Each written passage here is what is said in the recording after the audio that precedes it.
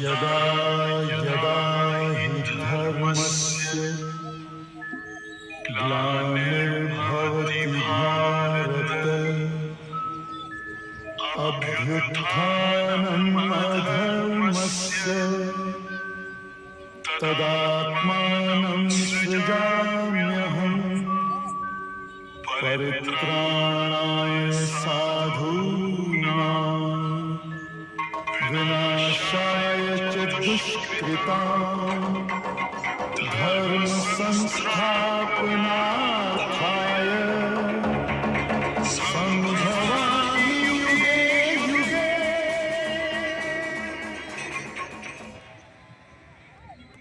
Hello दोस्तों, कैसे हो? उम्मीद करता हूँ अच्छे होंगे। आज हम बात करेंगे श्रीमद् भागवत गीता अध्याय 6 के बारे में।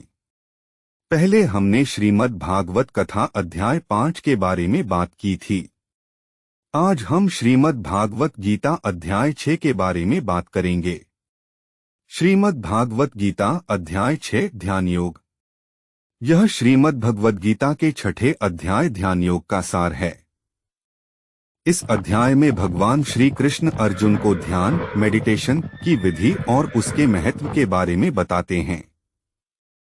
मुख्य बिंदु: कर्म का त्याग नहीं, फल का त्याग। भगवान कहते हैं कि सन्यासी वह नहीं जो अग्नि का त्याग करे, बल्कि सच्चा योगी वह है जो कर्मफल का त्याग करता है। जो व्यक्ति फल की इच्छा के बिना अपने कर्तव्य कर्म करता है, वही सच्चा योगी है। ध्यान की तैयारी: ध्यान के लिए कुछ नियम बताए गए हैं। आसन: ध्यान के लिए एक शांत और पवित्र स्थान चुनें। आसन बहुत ऊंचा या नीचा नहीं होना चाहिए। इस पर कुश, मृग चर्म और वस्त्र बिछाकर स्थिर बैठें। मन पर नियंत्रण: मन को एकाग्र और शांत रखें। मन को विषयों से हटाकर आत्मा में लगाएं। शारीरिक स्थिति: शरीर, सिर और गर्दन को सीधा और स्थिर रखें। ध्यान की विधि: एकाग्रता: अपनी दृष्टि को अपनी नाक के अगले सिरे पर केंद्रित करें, न कि इधर उधर भटकाएं। मन का संयम: मन को भटकने से रोकने के लिए उसे बार बार आत्मा में वापस लाएं। मन चंचल है, लेकिन अभ्यास और वैराग्य से इसे वश में किया जा सकता है। योगी के लक्षण: जो व्यक्ति सुख दुख, मान अपमान और सर्दी गर्मी में समान रहता है, वही सच्चा योगी है। जिसका मन पूर्णतः शांत और संतुष्ट है, वह परमात्मा से जुड़ जाता है। योगी अपनी तुलना सभी प्राणियों से करता है, यानी वह सभी में एक ही आत्मा का दर्शन करता है। योगी का जीवन: भगवान कहते हैं कि ध्यान केवल वही कर सकता है जो न तो बहुत अधिक खाता है और न ही बहुत कम। जो व्यक्ति अपनी नींद, भोजन और आराम को नियंत्रित रखता है, उसके लिए योग दुख दूर करने वाला होता है। योगी की स्थिति: जब मन पूरी तरह से शांत और एकाग्र हो जाता है, तो योगी को परमानंद की अनुभूति होती है, जो इंद्रियों से परे है। यह स्थिति ऐसी है जहां से वह कभी विचलित नहीं होता।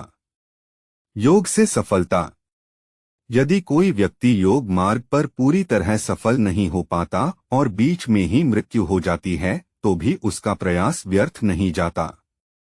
वह अगले जन्म में किसी पवित्र या धनी परिवार में जन्म लेता है, जहां उसे अपनी पिछली योग साधना को जारी रखने का अवसर मिलता है।